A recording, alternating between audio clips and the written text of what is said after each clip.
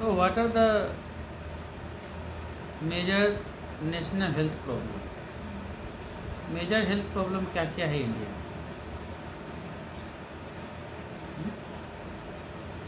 तो सबसे इम्पोर्टेंट जो प्रॉब्लम है वो है आपका पॉपुलेशन प्रॉब्लम।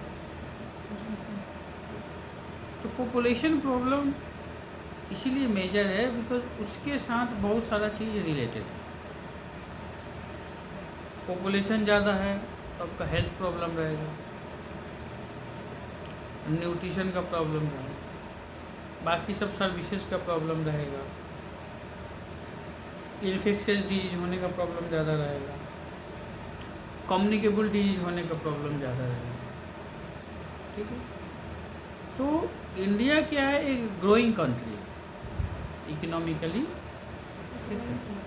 ग्रोइंग कंट्री माने अभी ग्रो कर रहा है, आगे बढ़ रहा है। ठीक है, तो पॉपुलेशन अगर अनकंट्रोल रहेगा तो खाने का पीने का सब चीज़ ज़्यादा कंज्यूम होगा, तो उसके हिसाब से आपके कंट्री में अगर प्रोडक्शन किसी चीज़ का नहीं है तो वो क्या करना पड़ेगा, बाहर से इंपोर्ट करना पड़ेगा। ठीक है, तो उसका जो कॉस्ट होगा आपका ज़्यादा लगेगा और वो आपका अपना जो पैसा है वो दूसरे कंट्री में क्या होगा, जाएगा। ठीक है, तो ये एक मेजर नेशनल हेल्थ इशू है। ठीक है, दूसरा इशू है मेजर की nutritional problem. What is nutrition? Nutrition माने क्या होता है, पोषण। तो पोषण का प्रॉब्लम अभी भी इंडिया में अंडर 5 एज के बच्चों में बहुत प्रोटीन एनर्जी माल न्यूट्रिशन या other nutritional problem, iron deficiency anaemia, आपको विटामिन ए डिफिशियंसी, उससे रिलेटेड आई डिसऑर्डर और भी बहुत सारा न्यूट्रिशन का प्रॉब्लम है। तो न्यूट्रिशन का प्रॉब्लम होने से उसको न्यूट्रिशन के प्रॉब्लम को हम 2 भाग में डिवाइड कर सकते हैं। तो पहला है कि बच्चों में, दूसरा है कि एडल्ट। तो जो लोग लो सोशो इकोनॉमिक कैटेगरी में आते हैं, जिनके पास उतना पैसा नहीं है, क्षमता नहीं है, तो वो उनके बच्चों में जो 5 साल से नीचे हैं तो अच्छा से न्यूट्रिशन उनको नहीं दे पा रहे हैं। सबको घी नहीं मिल रहा है, सबको प्रॉपर दूध नहीं मिल रहा है, प्रॉपर न्यूट्रिएंट्स नहीं मिल रहा है, प्रॉपर कैल्शियम आयरन जो होना चाहिए वो उनको नहीं मिल रहा। ठीक है, तो उससे रिलेटेड उनको क्या होगा, प्रॉब्लम होगा। तो न्यूट्रिशन अगर आपका ठीक नहीं है तो आपको क्या होगा कि न्यूट्रिशन अगर ठीक नहीं है तो आपको अब इम्यूनिटी कम हो। तो इम्यूनिटी अगर कम हो तो दूसरी बीमारी होने की संभावना क्या हो जाएगी, बढ़ जाएगी। ठीक है, तो ये एक न्यूट्रिशन प्रॉब्लम। न्यूट्रिशन में सब मोस्ट कॉमन है आयरन डिफिशियंसी एनीमिया। कि आयरन से कमी के कारण आपके शरीर में हीमोग्लोबिन कम बनेगा, तो हीमोग्लोबिन क्या होगा, कम रहेगा। हाँ, हीमोग्लोबिन कम होने से क्या होगा कि दिमाग पे, हाँ, दिमाग पे आपको असर पड़ेगा, काम में मन नहीं लगेगा, प्रोडक्टिविटी आपकी कम रहेगी, जल्दी थकान हो जाएगा।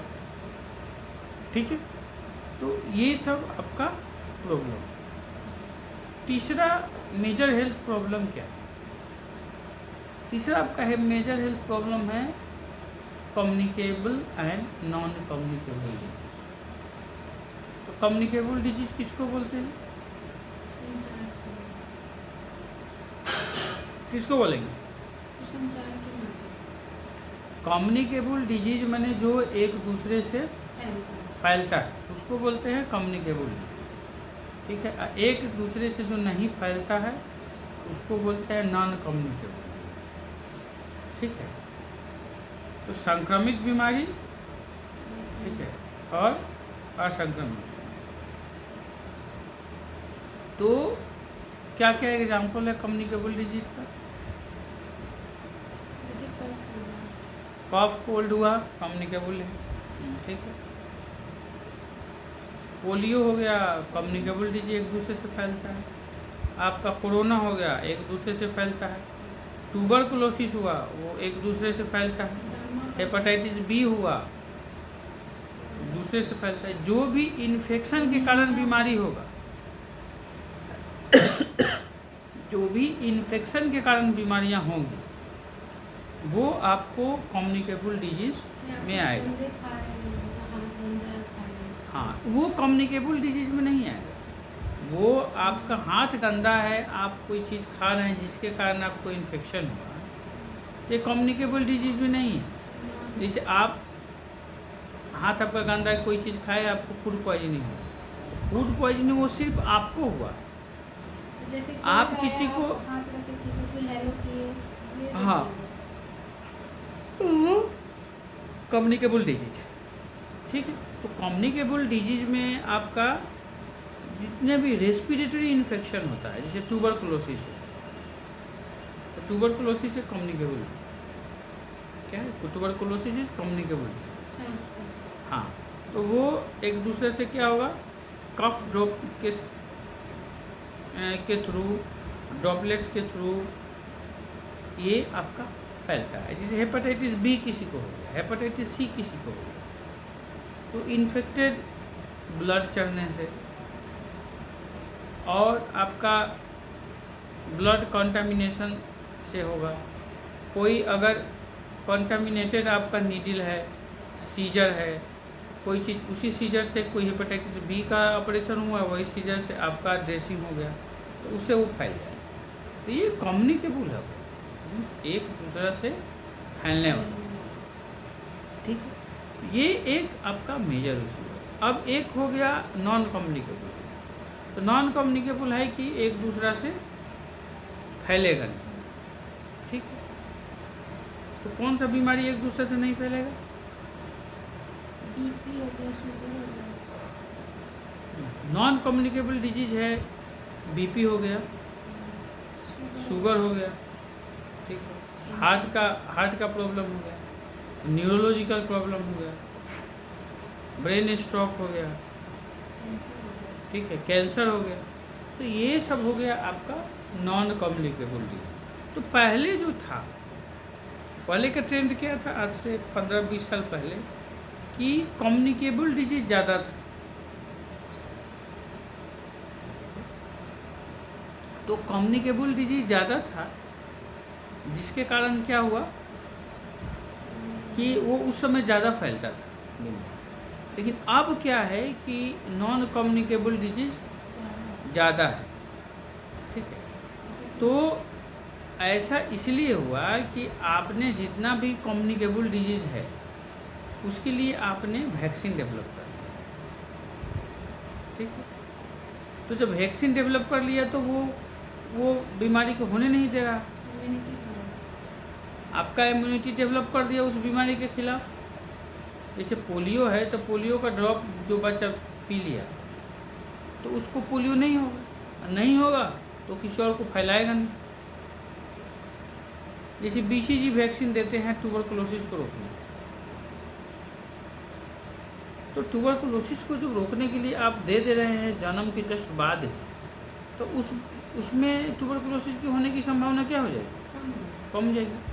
जैसे डिप्थेरिया हुआ, तो डिप्थेरिया एक दूसरे से फैलता है, उसके लिए आप ले रहे हैं, वो वैक्सीन ले रहे हैं। सार्स हो गया, उसके लिए वैक्सीन ले रहे हैं। हेपेटाइटिस बी हो गया, आप उसके लिए वैक्सीन ले रहे हैं। हेपेटाइटिस ए हो गया, आप उसके लिए वैक्सीन ले रहे हैं। तो वैक्सीन का जो प्रचलन है जो जैसे चिकन पॉक्स हो गया, तो आप उसके लिए वैक्सीन ले रहे हैं। तो वो बहुत सारी चीज़ों को, इन्फेक्शियस डिजीज को बहुत हद तक वो कंट्रोल कर दिया है, ठीक है। लेकिन अब है कि नॉन कम्युनिकेबल, तो इसमें नॉन कम्युनिकेबल में तो वैक्सीन का कोई रोल नहीं, तो कैसे कंट्रोल होगा? तो कोई भी चीज़ का कंट्रोल करने का हम पहले भी क्लास में बताए हैं 4 step. Primordial prevention, primary prevention, secondary prevention और टर्शियरी प्रिवेंशन, ठीक है। तो प्रीमोडियल प्रिवेंशन हो गया कि आपको बीमारी नहीं हुई है और उसके विषय में आपको जागरूक किया जा रहा है, उसके विषय में आपको बताया जा रहा है, प्रचार करके बताया जा रहा है, पम्पलेट बांट के बताया जा रहा है, बुक में पढ़ाया जा रहा है, सिलेबस में बताया जा रहा है। ये हो गया तो एक दूसरे तक पहुंचाया जा रहा है। हाँ, इन्फॉर्मेशन रिलेटेड। ये हो गया प्रीमोडियल।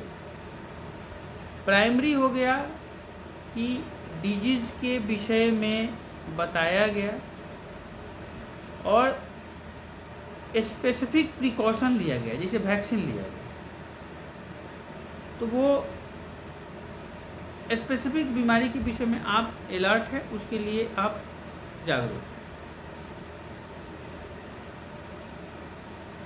सेकेंडरी में क्या होगा कि बीमारी हो गया, आप उसको इलाज करके उसको बचाना है, प्रिवेंट करना है कि ज़्यादा डैमेज ना हो, ये सेकेंडरी हो गया। और टर्शियरी हो गया कि बीमारी हुआ, डैमेज हुआ, आँख खराब हो गया, पैर खराब हो गया, तो उससे जो डिसेबिलिटी हुआ, उससे जो आदमी को क्षति हुआ, उसको कितना हद तक आप बचा सकते हैं, कम कर सकते हैं।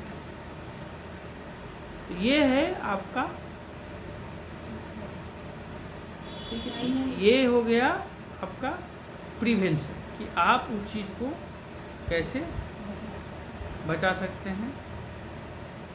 अब चौथा हेल्थ इश्यूज है इन्वायरमेंटल हेल्थ, ठीक। तो इन्वायरमेंट में क्या क्या है, कैसे कैसे वो हेल्थ को क्षति पहुंचा रहा है। तो इन्वायरमेंट में जो चेंज होगा वो डायरेक्टली आपका रिलेटेड हेल्थ से। अब अगर नदी अगर गंदी है तो उसके थ्रू जो भी गंदगी आ रही है डायरेक्टली इनडायरेक्टली आपके पास पहुंच रही है। कोई उसमें नहा रहा है,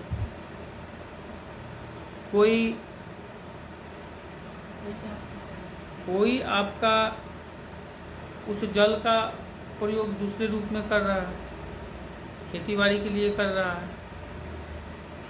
तो वो जो खेतीबाड़ी करेगा उसमें जाएगा उसकी गंदगी, तो वो टॉक्सिन आपके खाइएगा तो आपके शरीर में जा रहा है।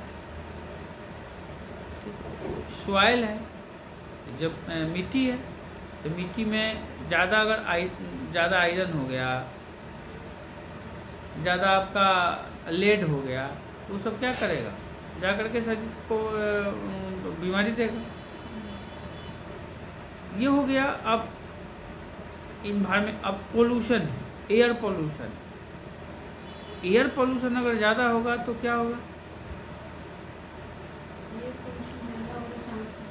एयर पोल्यूशन ज़्यादा होगा तो आपको रेस्पिरेटरी सिम्टम वाली बीमारियाँ ज़्यादा होगी, जैसे दमा होगा, निमोनाइटिस होगा, इंटरस्टिशियल डिजीज होगा, ठीक है। तो ये सब बीमारियाँ एयर पोल्यूशन से होगी। सॉइल पोल्यूशन से आपका अलग प्रॉब्लम होगा, वाटर पोल्यूशन से अलग प्रॉब्लम, नॉइज पोल्यूशन से क्या होगा, सुनने की क्षमता। तो नॉइज पोल्यूशन से आपका डेफनेस होगा, सुनने की क्षमता कम हो जाएगी, फैटिक होगा ईयर, सुनने की क्षमता कम हो जाएगी। एंजाइटी होता है एयर पोल्यूशन से, दिल का धड़कन तेज होता है, एंजाइटी होता है, ठीक है। चिड़चिड़ापन रहेगा, गुस्सा रहेगा, नींद नहीं आएगा, ये सब आपका ड्यू टू क्या होगा? एयर पोल्यूशन से। तो ये अब पांचवा जो प्रॉब्लम है वो है हेल्थ डिलीवरी सिस्टम। ये एक बहुत बड़ा मेजर इशू है कि आप इतना बड़ा पॉपुलेशन है कि उसको हर किसी को प्रॉपर हेल्थ आपको प्रोवाइड कराना है। जिसके पास पैसा है उसको भी और जिसके पास पैसा नहीं है उसको। तो इसमें क्या है कि सरकार का बहुत सारा इंफ्रास्ट्रक्चर लगता है, बहुत सारा पैसा लगता है, बहुत सारा कमिटमेंट लगता है। और सरकार के पास सिर्फ यही काम नहीं है, सरकार के पास और भी काम है, और भी डिपार्टमेंट को चलाना है, इन्वेस्ट करना है। तो हेल्थ केयर अब इसमें दो चीज़ कि एक तो हेल्थ कर्मी है, से एक तो डॉक्टर हो गया, उसके बाद नर्सेज हो गए, उसके बाद आपका हॉस्पिटल रेडियोग्राफर हुआ, फार्मासिस्ट हुआ, बाकी जितने भी है आप उसको तो तैयार भी करना है, उसको ट्रेनिंग देना है, डॉक्टर को ट्रेनिंग देना है, जो MBBS का ट्रेनिंग देना है उसके आगे की ट्रेनिंग देनी है, नर्सिंग स्टाफ को ट्रेनिंग देना है उसको आगे का ट्रेनिंग देना है, फार्मासिस्ट। तो आपको एक इंफ्रास्ट्रक्चर वैसा डेवलप करना है जिसके कारण आप अच्छा से हेल्थ को सुचारू रूप से प्रोवाइड करा पाए। ये एक major health issues, these are the मैंने commonest health issues, health related problem in India. ठीक है।